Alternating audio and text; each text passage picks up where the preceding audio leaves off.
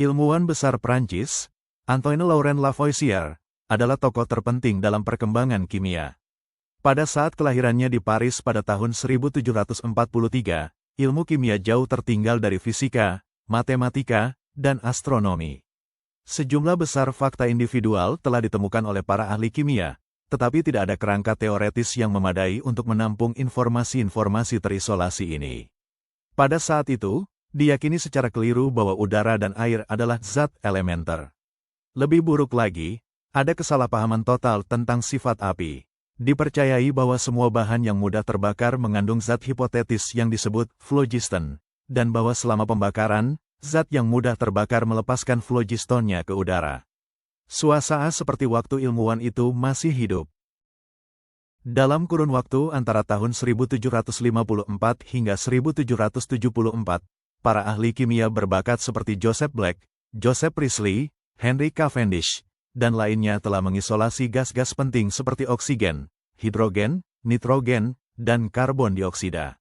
Namun, karena orang-orang ini menerima teori phlogiston, mereka sama sekali tidak mampu memahami sifat atau signifikansi zat kimia yang telah mereka temukan. Oksigen, misalnya, disebut sebagai udara deflogistikasi, yaitu udara yang semua phlogistonnya telah dihilangkan.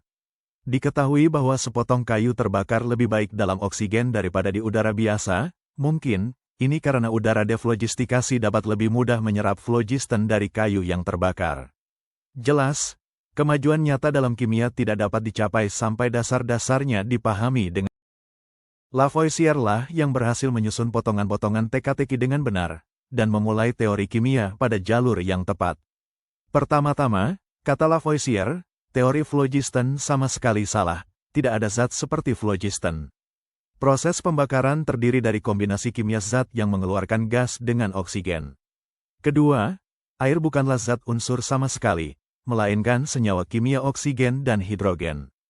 Udara juga bukan zat unsur, tetapi terutama terdiri dari campuran dua gas, oksigen dan nitrogen.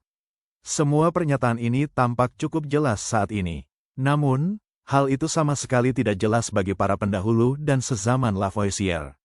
Bahkan setelah Lavoisier merumuskan teorinya dan menyajikan bukti-bukti untuk mendukungnya, banyak ahli kimia terkemuka menolak untuk menerima idenya.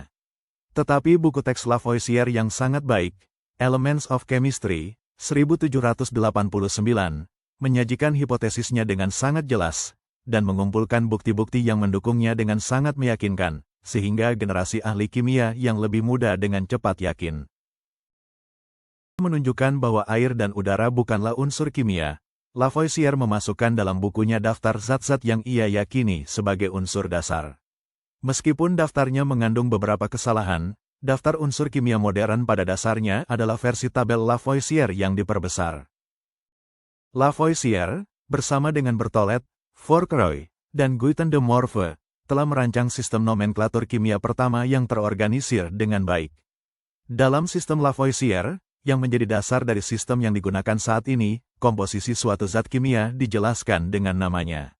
Adopsi sistem nomenklatur yang seragam untuk pertama kalinya memungkinkan para ahli kimia di seluruh dunia untuk mengomunikasikan penemuan mereka satu sama lain dengan jelas. Lavoisier adalah orang pertama yang secara jelas menyatakan prinsip konservasi massa dalam reaksi kimia. Suatu reaksi kimia dapat mengatur ulang unsur-unsur yang ada dalam zat aslinya, tetapi tidak ada materi yang dihancurkan karenanya, dan produk akhir memiliki berat yang sama dengan komponen aslinya.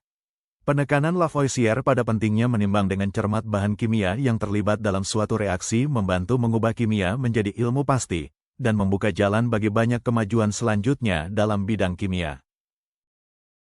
Dengan kata lain, manusia dan hewan lainnya memperoleh energi dari pembakaran bahan organik internal yang lambat, menggunakan oksigen di udara yang mereka hirup. Penemuan itu saja, yang mungkin sebanding signifikansinya dengan penemuan sirkulasi darah oleh Harvey, mungkin sudah cukup untuk menempatkan Lavoisier dalam daftar ini. Namun, Lavoisier terutama penting karena formulasinya tentang teori kimia telah mengarahkan ilmu kimia ke jalur yang benar. Ia umumnya disebut sebagai Bapak Kimia Modern, dan ia memang pantas mendapatkan gelar itu. Setelah revolusi Prancis pada tahun 1789, pemerintahan revolusioner adalah sangat mencurigainya. Akhirnya, ia ditangkap, bersama dengan 27 anggota Ferme Generale lainnya.